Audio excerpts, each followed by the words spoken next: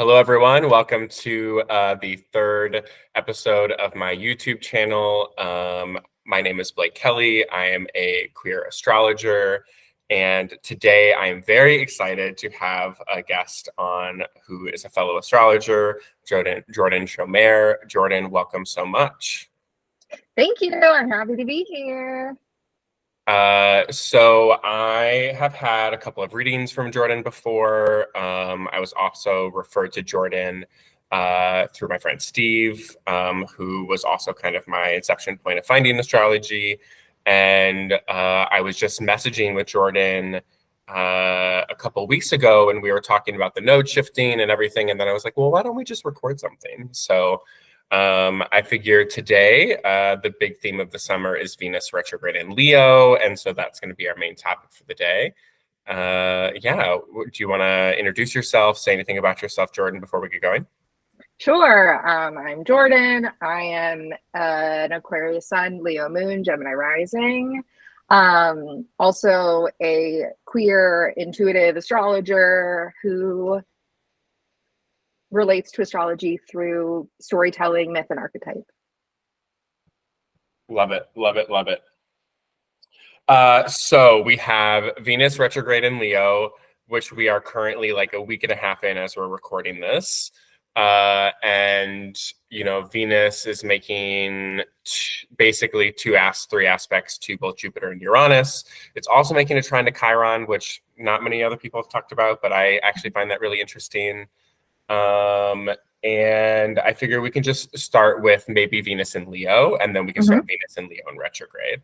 So what do you like normally pay attention to or see when you see Venus and Leo charts or see Venus and Leo transits? Venus and Leo in a chart or in a transit is a time to like revel in the self and the self-expression. Leo is the sign of your specialness, your radiance. It's ruled by the sun. And so I think of Leo as the sign that sort of like animates our spirit. And with Venus there, it's like a enthusiasm and a generosity to share what you love and to allow your worthiness to radiate. It's very playful. It's very expressive. It's very big. It's very bold. It's very full spectacle Broadway musical. It's fun. Yeah, I've been talking a little bit about this on my Instagram, but something that keeps like coming back in my mind during this time with Venus and Leo is like container for play without performance, or if you're performing for yourself. Because I think sometimes I find that like Leo is really good about putting on a show. And that's wonderful. And we all need that in our lives, but making sure that we're putting on the show because we want to. Yeah. Yeah. And I find that people with Venus and Leo, Leo is that sign of like, when Harry met Sally, like, I want what she's having. It's like they're having so much fun and they're so embodied and they're so spirited that you're like, oh, I want a little taste of that. And people with Venus and Leo tend to be really good at shining a light on what they care about and their values and sort of like making you want some of that, which is very generous. And then also sort of the shadow side of Leo, or the repressed Leo, is the performance for what, the connection for what, the enthusiasm for what, the sharing for what, because Leo is a sign that is fed and fueled by visibility, by being seen and recognized and adored. And I'm a Leo moon, so I know a thing or two about that. And so when Venus is retrograde, or any planet is retrograde in Leo, it's always a question of, when I'm shining my light, what am I aiming towards? Like, what am I trying to garner or receive from my audience, so to say? And that can be an audience of one, the self. It can be an audience of many. It can be an audience in a reflection of your partnerships. And that will definitely show up under this Venus retrograde in Leo. Mm. Yeah, I really like what you're saying about like steering your direction or where you're steering the light towards. Because I think sometimes with Leos or Leo placements or Leo energy, it can be sometimes that like you share this enthusiasm with everyone or anyone, and then it can kind of become like almost a responsibility of like of shining light. And Yeah. then Or it's, Leo can be heavily curated. I think about mm, Venus in Leo and I think about your Instagram feed, how that is such a narrow expression of self, but it is highlighting the highs. It's highlighting the most ideal moments. And Leo is an idealist and wants to be seen in a certain light. And so how am I curating myself? How am I stealing away some of my vulnerability? Because Leo, I always think about the myth of Hercules. And there was one particular story of Hercules where the hero, slayed the unslayable lion. And in order to adorn himself and be recognized for his accomplishment, he wore the head of the lion over his own head. And he became a hero, but that sort of stifled the humanness in him, the fallible human who also is subject to mistakes and failure and trials and tribulations, but especially as a Leo moon during this Venus retrograde, I'm really considering like what am I adorning myself with that is minimizing the relatable, fallible, shadowy being a person. yeah. Yeah, I really like what you have to share there, specifically within social media as well, of like how I think in our just in general, like conversations I'm having this is like, how do we authentically show up on social media, or can we? And like what sort of vulnerability can we share that doesn't feel like it's like we're going off the deep end, but at the same time feeling like we're actually sharing about what's going on in our lives, rather than the curation of like, the 9 photos of us smiling over the course of 2 months. Yeah, and those chosen forms of self-expression, those highly curated images that we choose to put on our Instagram, tells a certain story about us. It upholds a certain narrative that might not be realistic. It might not be rooted in the truth of our daily life. But stories, narrative, ego is such a huge component of Leo. Leo contains our ego, the part of ourselves, the conscious part of self that is like, I am this person and I do this and XYZ. And whenever we're dealing in Leo energy, we are dealing in a story of self. Mm. Mm. Yeah, I'm reflecting back on the sort of the Hercules hero mentality of like when I mean this applies to any sort of public figure or person that we adorn. Like the more that we adorn them and the more that we idolize them or put them on a pedestal, the less we think that they can be a human themselves. Yeah. And the higher expectations we hold for those people. And then when something goes wrong, because it inevitably How does, the mighty do yes, fall. and then we love to take people off that pedestal too. We as a culture, I'm saying, we as like a collective culture of like, we love to be like, oh, we adorned you, but you made like one mistake, and now you're XYZ. It makes me think of like like a collective figurehead for our culture is Beyonce. Beyonce is queen, but Beyonce's not a queen. Beyonce's a person who is a very private person. She's a Scorpio moon. And so there's so much about her that we won't know and we'll never know because she doesn't owe us anything. But we've created such a story and such a pedestal for her as queen.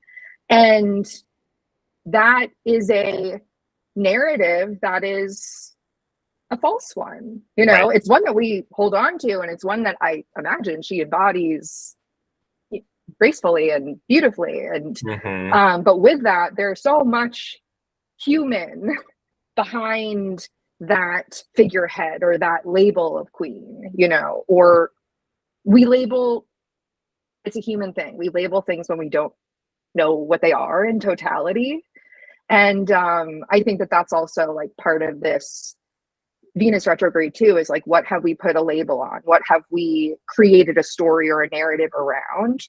And does that narrative link up with the reality or the like the feralness of, you know, personhood? Absolutely. It also makes me think about the fact that she's a Virgo sun, which means that she's a 12th house sun, which I think even further kind of puts it into like, I want to be in isolation. But she has a North Node in Leo. And if I remember her chart correctly, I also believe she has Mars in Leo. I think you're right. And so I think it's just like, it's an interesting combo of the, you know, kind of having a 12th house sun and a Scorpio moon, but then the North Node in Leo and Mars in the 11th being like almost kind of like, you're going to be our collective leader, right? You're going to be our like Leo in the 11th. And I can speak to that a little bit because I'm a Libra rising, and, you know, Leo rules my 11th as well. Of this just idea of like people seeing your shine in the idea of taking on that kind of collective responsibility. Yeah, and the 11th house being the house of followers and fame and fans. And so it is her destiny to represent something within the collective. But that is not a full representation of her as a person. Oh, absolutely. Absolutely. And it just makes me think, because I mean, I can't help but think about it, because I have my South Node in Leo, my North Node in Aquarius from the 11th to the 5th. And I don't know, talking about the whole putting someone on a pedestal and like not making mistakes. Even though there's not like one through piece of story that I'm thinking of, I've always kind of felt this narrative sometimes that like, I've had people in my life that very much admire me, and they very much like look up to me, and they're like always like, oh my gosh, Blake, like you do all these things and all this other stuff. But then the more they admire me, the less I actually like it, because then I feel like I have to live up to those expectations of who they think I am, because then I don't get to actually be a person that just like doesn't know what's going on or is trying to figure out their own life. Or like it feels like almost invalidation to my personhood of like, I'm so glad that this thing I did or what I'm doing is helpful, but it also sometimes it's like I've said multiple times to people in my life that I've been trying to like contextualize is like, my talents isn't who I am. And it's like really hard for me, because I think so much external validation comes from what I'm good at, and it's not that I'm not grateful for the gifts that I have, but it's also very hard for me to not like want to only be admired or praised or loved based on the fact that I'm really smart, or based on the fact that I care a lot, or like, and it's sort of this ongoing conversation I have to like have with myself around what does it mean for me to provide myself this sort of like space to be a human. And it also prevents me sometimes from wanting to take up more space publicly, because I'm like, if I take up more space publicly, then I don't want people to adorn me for the reasons that I like to then put me more on a pedestal. Yeah. I mean, you're preaching to the choir. I'm an Aquarius sun, Leo moon, born on a full ass moon. Like, this is a constant battle within me as well. And I think, nothing happens in a vacuum. Whenever we're dealing with whenever we're dealing with Leo energy, we are always dealing with Aquarian energy as well. And that axis is an axis of personhood and purpose. Leo being ruled by the sun has one job, and it is to shine. And as we deal in Leo energy, it's about sort of chipping away at all of the encasing we put our radiance in, all of the acceptability and finding validation for what we collectively validate. And then Aquarius across the sky is about liberating the self from all of those social constructs, and being a part of something larger than the self. And so with Leo, it's about knowing your talents, standing in your radiance, and then offering that as a gift to the collective, because it is not more special than someone else, but it is a necessary piece of this larger woven tapestry of the collective. And so it's all about, you know, self-orientation for collective orientation. If you don't know what you're bringing to the collective as your offering, then how are you going to make an impact in a way that is larger than you? And so it's that constant, you know, self-orientation, but not too self-oriented, collective orientation, but not too collectively oriented. Yeah. And I think that there's definitely a struggle with how to find that balance of where is, you know, how do I use my talents in ways that allows to provide, you know, help and service to the collective, while at the same time not making it so much about like needing to focus on the talents themselves. And, you know, how do I remove myself enough to crawl out of my own asshole and be like, I'm also a person who is bigger than my talents and grosser than all of the things that people recognize me for. Like, being a person is gruesome. And Leo and Aquarius doesn't really lend itself to the true like gruesomeness of personhood. That's more Scorpio's deal. Scorpio and Taurus have that in the bag. But Leo and Aquarius is so much about like the mind and the spirit, or like the higher processing and the spirit. And there isn't as much shadow to be brought into the equation. And so we might have talked about it before we got on, I can't remember anymore, but it's like the removal of personhood that can happen within Leo and Aquarius, of like, I am my talents, I am special, I am seen, I am a part of something larger than myself, but I also like have insecurities and have trauma and have attachments and, you know, issues around those attachments and power and control and all of those things that are swept under the rug for the purpose of Leo and Aquarius. Yeah, absolutely. It makes me think of, you know, something I was talking about earlier with Leo and Aquarius is like, Aquarius to me feels like it's like learning how to stand apart from the way that people want you to behave or feel or act, or your talents, so that then you can then be seen fully for who you are and then be adorned in the personhood Leo self way. Yeah.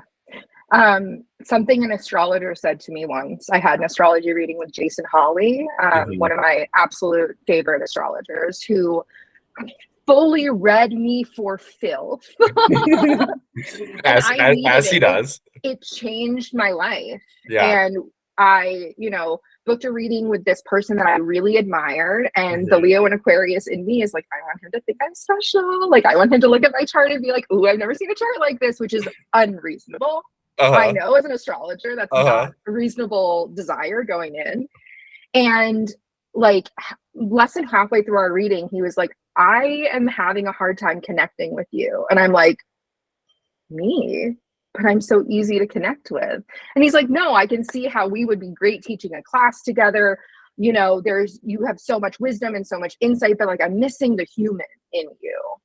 And that's when he offered the myth of Hercules to me, because I needed that. Yeah. And it really sunk me back into humanness, into consideration, and removed the Leo and Aquarius both had a little bit of a God complex. It removed that part of it. And I was like, oh, fuck.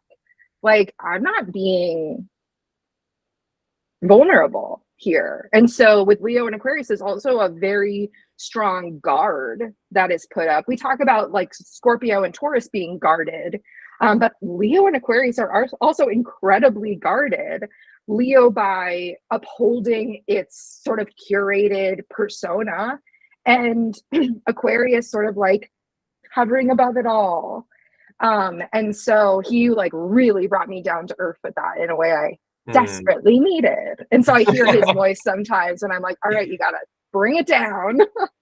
Yeah. I've actually I've had one reading from him too, and it was so brilliant. It was real. It was so enlightening. And I went to go see his talk at Norwalk this year. I saw his Uranus and Taurus talk, and it was so good. There was something I was going to say about that, but now I'm losing track of what it was. There was something I was working actually with, like talking out my ideas of how I wanted to show up on social media for my Instagram account on, for my astrology account. And one of the things that my friend kind of reflected back to me was like, she said to me, she's like, Blake, she's like, you're really good at like providing education on what the transits mean and what it means in a moment. But she's like, it feels like there's like a wall, and it's almost like, you're just kind of reporting something. And I was like, well, I'm a former TV journalist. So I'm like, I'm very much like trained to perform. And I'm a former competitive,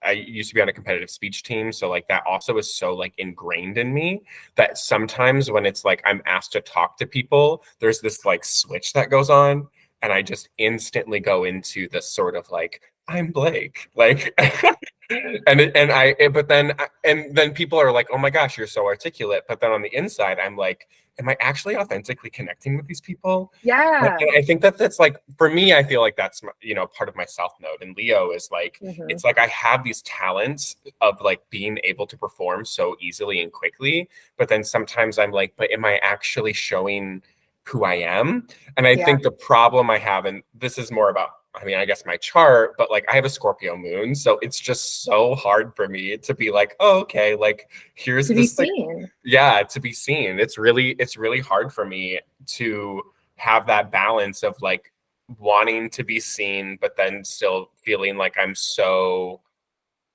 like I know how to perform, but it doesn't feel like I'm feeling seen in the way I want. And I feel like that's kind of that.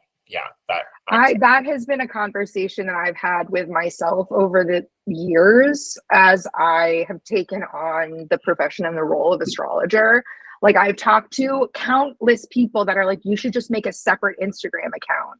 And there are so many reasons why that's a good idea, but it just feels so inauthentic because I reject professionalism. I reject like capitalistic, acquisition and, the constant like trying to bring people in, like that feels so gross to me. And I don't feel like my job as an astrologer is so separate from who I am.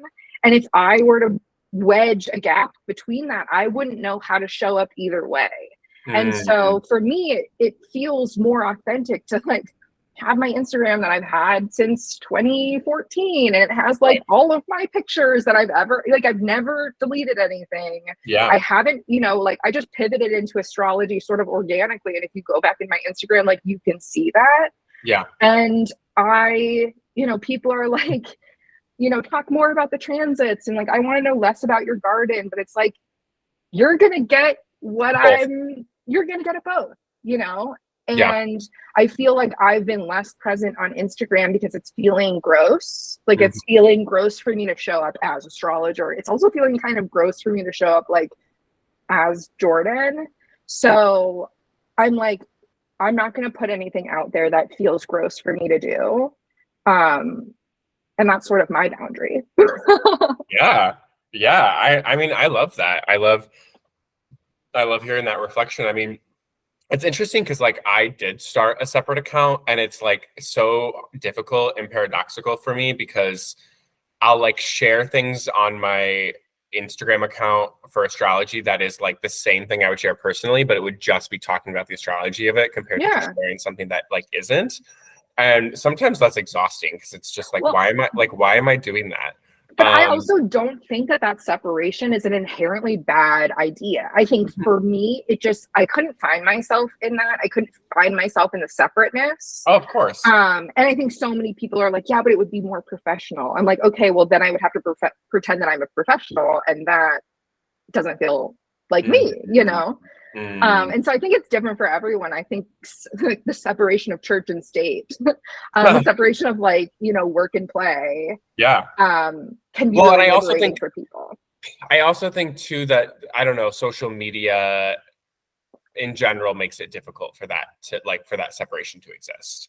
Yeah. And I think that this is an entire another story, and I think this is a tangent. I'll say it. We could like scurve back, but I think that in general, Instagram is mostly a tool for money making, and so it's hard for us to connect authentically on a platform that's inherent purpose is not necessarily connection, even though it is talked about as connection. Yeah. I think that's my Scorpio moon coming out. I know. I feel like the social media conversation could be a completely separate full thing. episode. Yeah. Like, Well, this is what happens when you have a Gemini sun and a Gemini rising. Like just have conversations and see what comes up. Well, yeah, and two very strong Mercuries. Like, boop, boop, boop, boop. But circling back to Venus retrograde. Quick facts about Venus retrograde. It retrogrades every about 18 months. It only retrogrades in 5 signs. The last time that Venus was retrograde in Leo was 2015. So you can kind of like look back at 2015 to see what was going on in your life. And yeah, is there something that's like coming up for you with big themes for you for this Venus retrograde? Okay, so just like Venus retrograde of it all, whenever Venus retrogrades, it is a death and rebirth of our relationships and our values. And so it is a time where we're pulling all of the ties for our external relationships and assessing, do these align with my internal value system, or am I in some way, shape, or form compromising my values or what's important to me in order to maintain these external relationships? And Venus has to do with like what you like and what you love and the things that light you up. And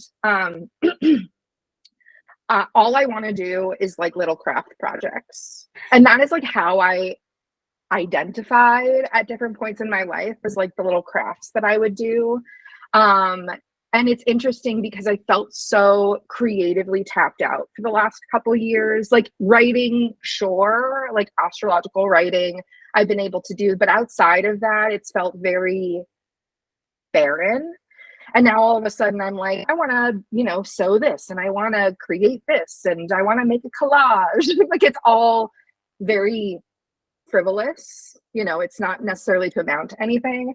But I am finding it very interesting, even just looking at what is in trend right now.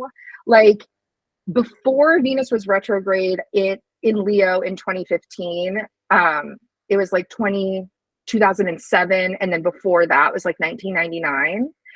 And it is giving me the biggest like joy pit in my stomach that like Neopets is back.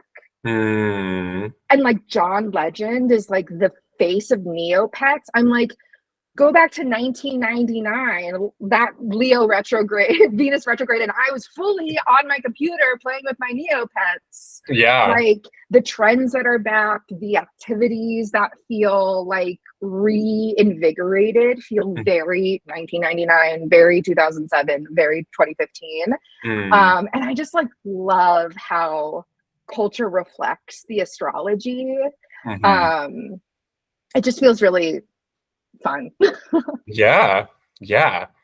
I I was like looking back like stuff in my own personal life, and something that I really connected with this Venus retrograde, like 2015, specifically 2015, was that was kind of the summer where I really kind of had a reckoning with like my sexuality, and like coming to full terms of like, I knew I was queer, and I always kind of like had that. And it wasn't like I was like, oh, I discovered it, but it was more of like me finally learning to embrace it, and finally learning to like be okay, and to be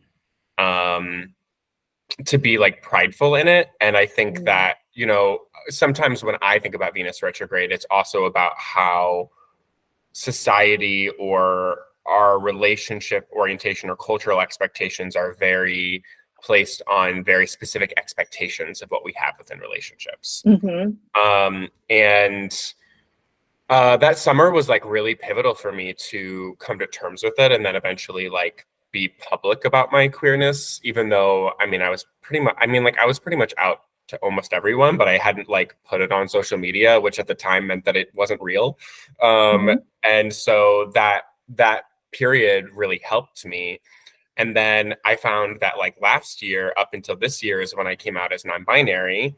And then like this time period was really pivotal for me to like completely just be like, to change my pronouns completely to they, them. And I like, for me, that's been like my tracking of like, oh, like this Venus and Leo specifically has been kind of that, allowing me to understand and show up in my authentic gender expression and in sexuality.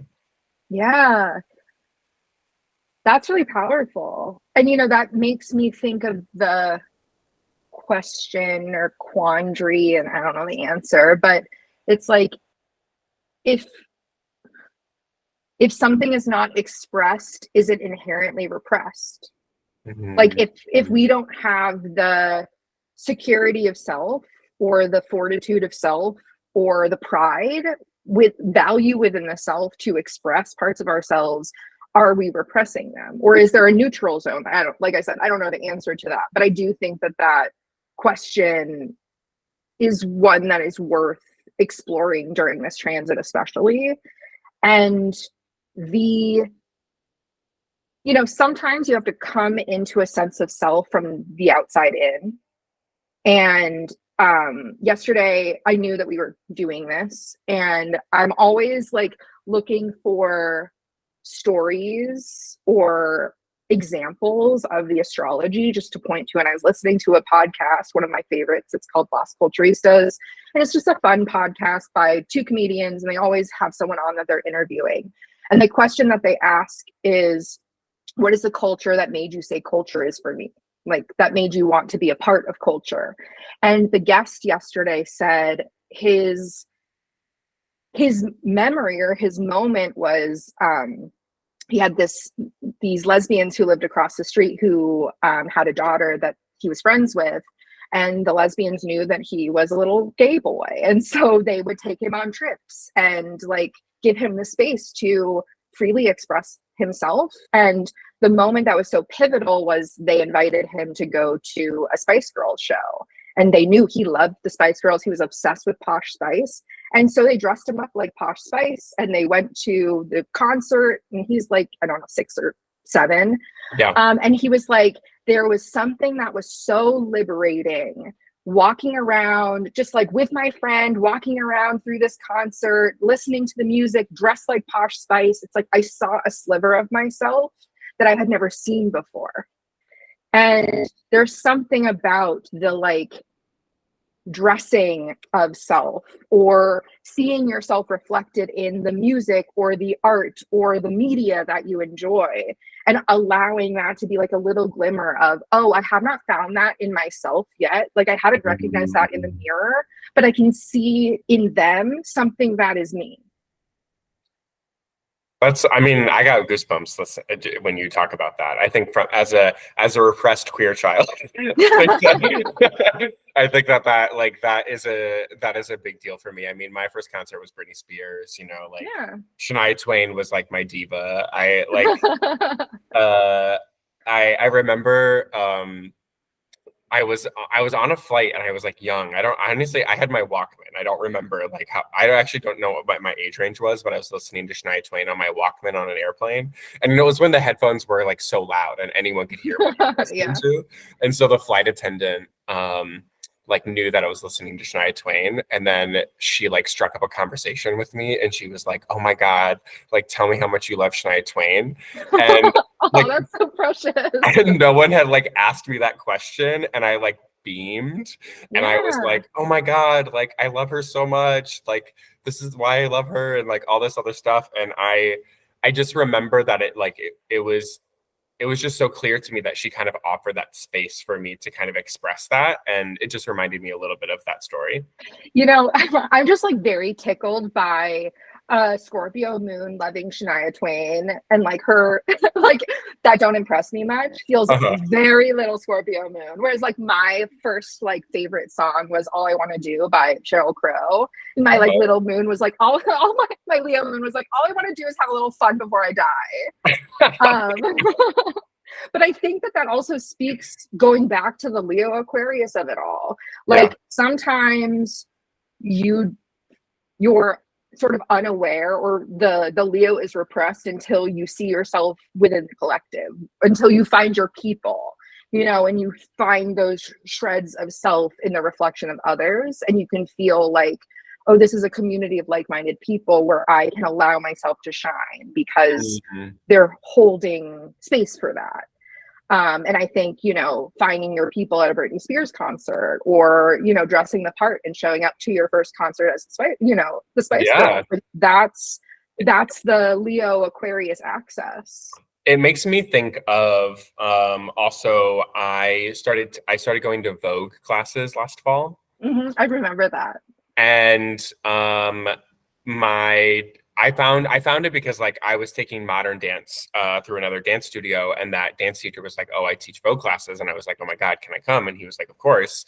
And I started going. And at the time I was like, oh my God, I was like looking at all of these people that were like, had such empowerment of their bodies, but also in an energy that I felt that I knew I had, but didn't know quite how to express. And I feel like that feels like another example to me over the past, you know, I don't know, like 6 to 9 months, that I've been able to really go and kind of be in my playful energy to allow it to come out and to exist in, you know, in a safe container. Yeah. And I mean, to be playful in the world we live in is vulnerable, you know, because Leo is, you know, leading with your whole heart. And I think this Venus retrograde is also illuminating where are the places that you're stealing part of your heart away? Where are you not fully leaning in and giving yourself to the experience, to the play, to the pretend, to the activity, to the joyful expression? And how are you sort of like poking holes in that expression because of insecurity, or what is acceptable collectively, or, you know, the shoulds and supposed tos that kind of narrow our expression of self. And so this Venus retrograde are like, well, what are the stories and what are the narratives that you've caged parts of yourself around? Like, why aren't you worthy to XYZ? Because with Leo, we're always going back to worthiness. Leo is a sign that reminds us that we are born worthy, we live worthy, and we die worthy. And how are we compromising that worthiness? By withholding or dimming our light. You know, because if I'm shining, everybody's gonna shine. That kind of shared generosity. Yeah, I love it. Is there anything specifically coming up about this Venus retrograde cycle that you find interesting, or you want to talk about, or you want to say? Listen, I'm not one to be like, I told you so. That's not true. Whatever. That's the like Leo Aquarius of me, of like, sometimes I just say something and the Aquarius is like, that's a full lie. I do love and I told you so. But I was looking at this astrology back at the beginning of the year, and I was like, some shit is going to go down in like the entertainment industry. It just like felt so viscerally appropriate. And now that we are dealing in like a almost complete shutdown of Hollywood and like the, you know, movie industry, or, you know, TV and media, I fucking knew it. I called it. You know, because we don't tend to see labor issues around Venus retrograde when we talk about like the planetary joys, which is an astrological technique. I don't like to get too into the techniques. I don't find any of them that interesting to like devote my practice to, but I do think that the stories that they tell is valid. Okay. And according to the planetary joys, Mars is the warrior of the 6th house. So Mars topics tend to deal in labor and how you work and what you do and why, who it's serving. And Venus is the darling of the fifth house, which is joy and creativity and self-expression, all of that. And so we tend to deal more so in the more Venusian, obviously Venusian topics during Venus retrograde. But these union strikes are unions of creatives, which feels very appropriate for that like darling of the fifth house. And so for the performers and the writers, the talent, so to say, to sort of like strong arm the industry and say, hey, I'm not doing shit until you pay us fairly. And that's also Venus. Has to deal with value, but Venus isn't about like gouging people. That's a little more Jupiter. Venus is all about balance. And so what they're asking for is for the scales to be balanced. And I find it perfectly timed considering that we just lived through 2.5 years of Saturn in Aquarius. And the sort of this collective foundation of the unions are at a place where it's like, oh, actually, I feel empowered enough to advocate for our place. Yeah.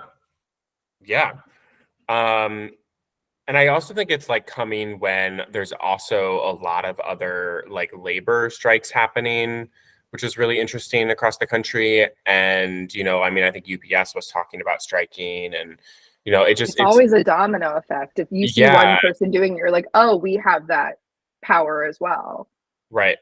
Yeah. And so it's coming at it like a really interesting time. And I wonder too, because like Mars and Venus were so close together in Leo, even though they didn't make contact, that I wonder if it kind of like, I don't know, like started it a little bit.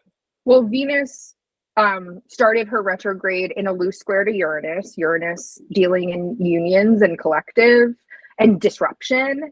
And the fact that the last, I think at this point it's 4 Venus retrogrades have taken place while Uranus was in Taurus, which kind of radicalizes everything. The first one we had was Venus retrograde in Scorpio, and that ushered in the Me Too movement.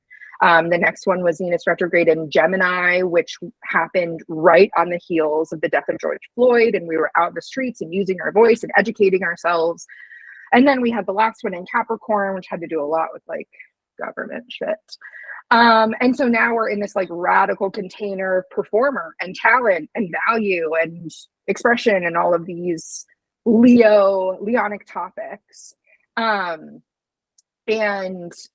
I think it was just a matter of time before the performers, the actors, the writers,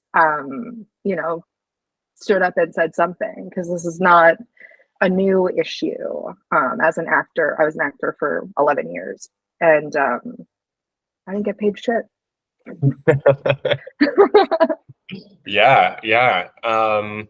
I also noticed that I think that this Venus retrograde feels like there's a lot more focus, and maybe this is just because of my personal experience, and you can maybe speak to this maybe as more a zoomed out perspective of like really having a fine comb tooth of like the wrongs that are being done to the LGBTQ community specifically, and how laws are specifically trying to be in place or reversed based on that. Because sometimes I think of Venus retrograde as like a more focus on, parts of ourselves that society might not, particularly historically know how to accept. Well, and Venus retrograde is coinciding with the South Node in Libra. And so there's definitely a relational, like a sort of big, broad picture relational debacle of like what groups, that's the Aquarius to the Leo, what groups and the expressions of self are being, marginalized or being connected with in an imbalanced way. We still have Pluto squaring the nodes too. And so that's really amping up the contrast on whatever themes are brought up under this Venus retrograde. Yeah. But self, it's all, self and the power dynamics at play with embodying self. Yeah. I mean, as as a Libra rising, with the South Node moving into my first, and then it ruling Venus in my 11th. Oh, your journey's just begun. Yes, and it feels very. I don't know. It's sort of like the only way that I could describe it is like over the past couple of years, I've been on my own journey and my own self-discovery journey, if you will, and I've always been like, okay, I understand this, like I got it good and everything, and then the South moved into Libra, and then it was like, oh, okay, okay, like it's like almost like the things that I knew that were there, and I was like, no, I'm fine, everything's fine. And then like when it moved, I was like, oh, okay, these are the issues. But that's important, especially to honor your Scorpio moon as well. Like Libra is the sign that will stand in a burning building and be like, it's fine, everything's fine, you're fine, we're fine, we're gonna be fine. And like the Scorpio principle of like the only way out is through. And if you're denying, you're fining yourself to death, to not burden anyone else with your personal distress, then you are an island. Right. And part of that Scorpio moon is like, great, I get to be an island. But that Scorpio moon also needs deep, vulnerable emotional bonds. And so you can't have both. You can't find your way through life and also cultivate vulnerable relationships. They don't kiss. Those two things don't kiss.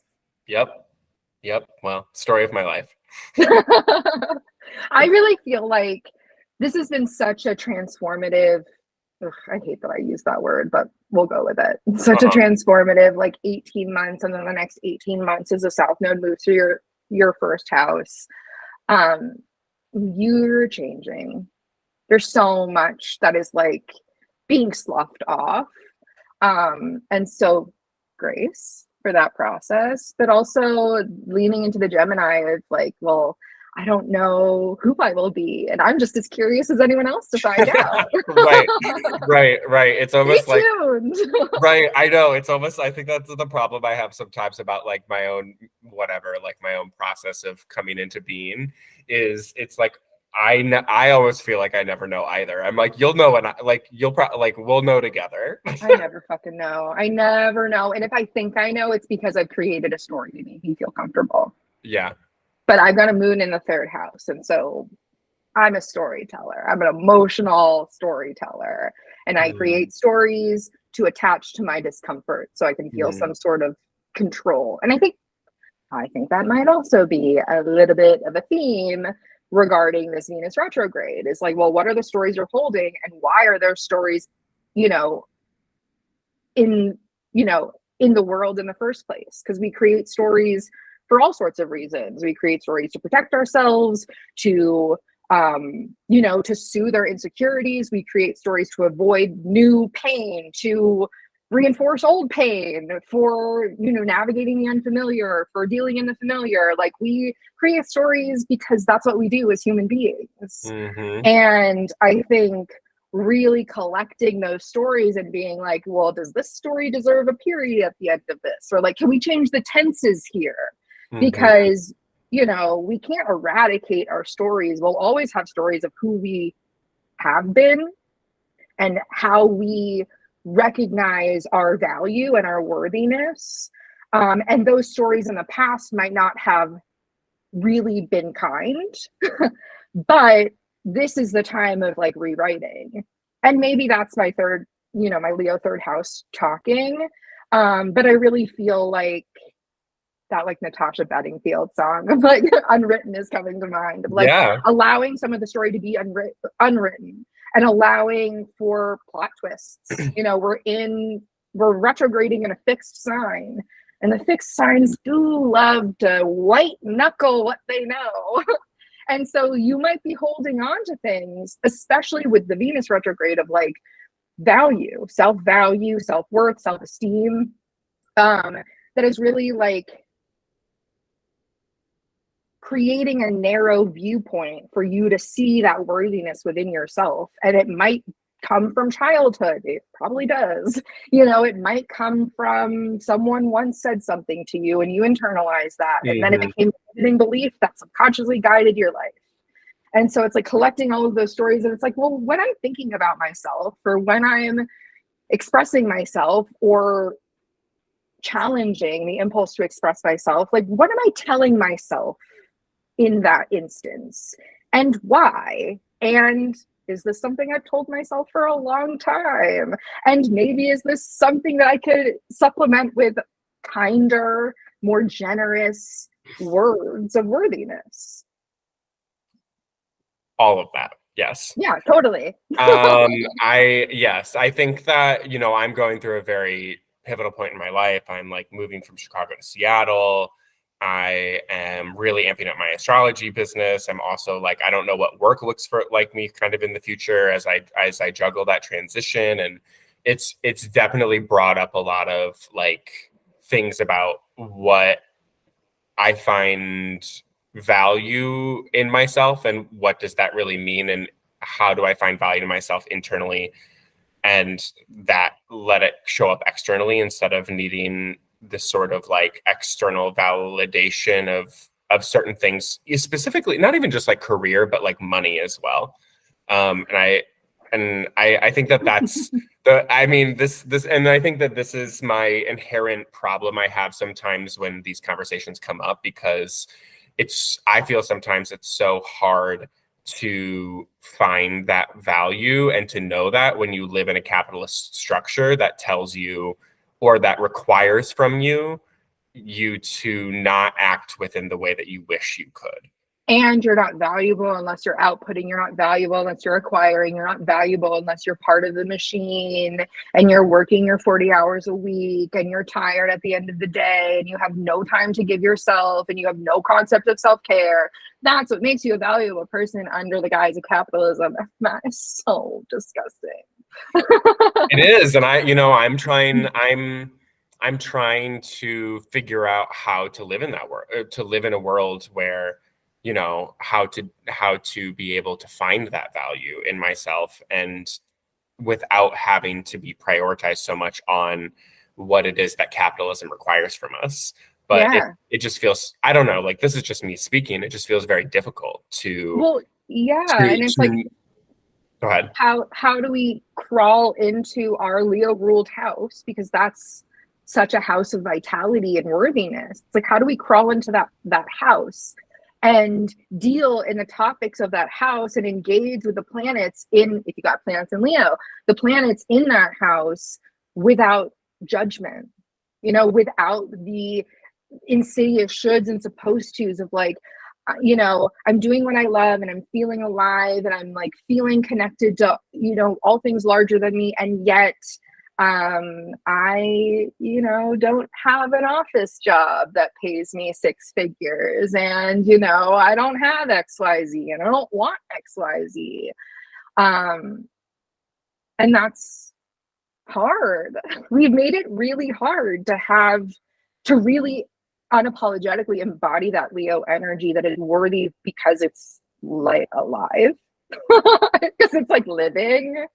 And I do feel like it is a radical act to be at a place of rest and remember your worthiness. I think it's a radical act to do something that the world considers frivolous. Like I've been making these like little zippered pouches for no reason other than I just learned how to install a zipper and I'm like, I'm going to put a zipper in everything.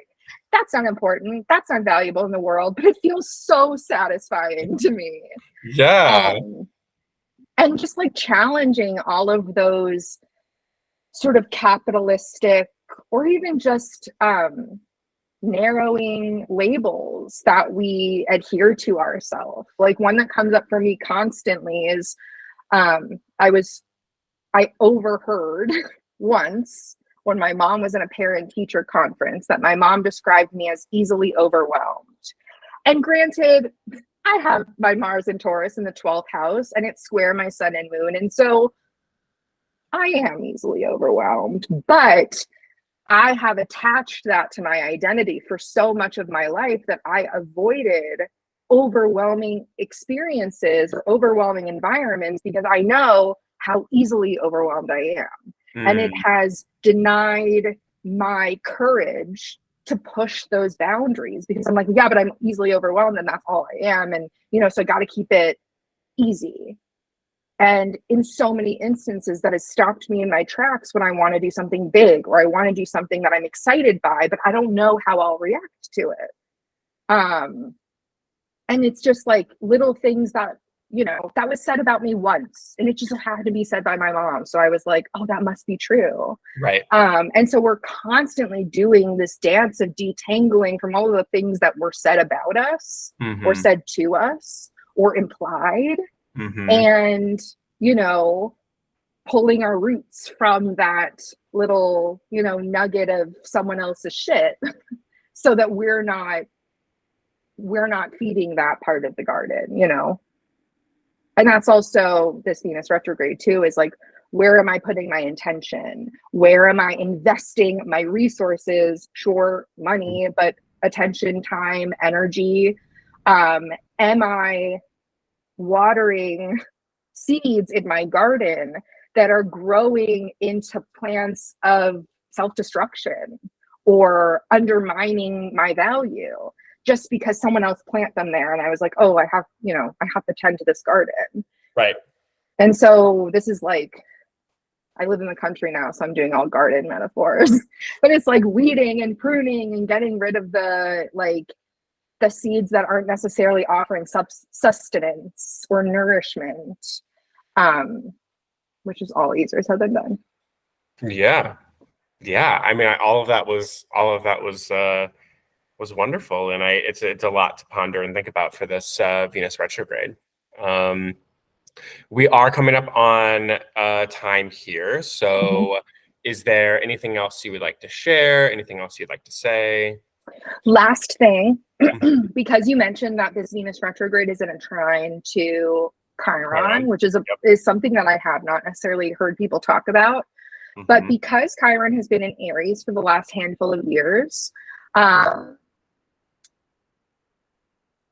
individualism and the individual politics is medicine right now.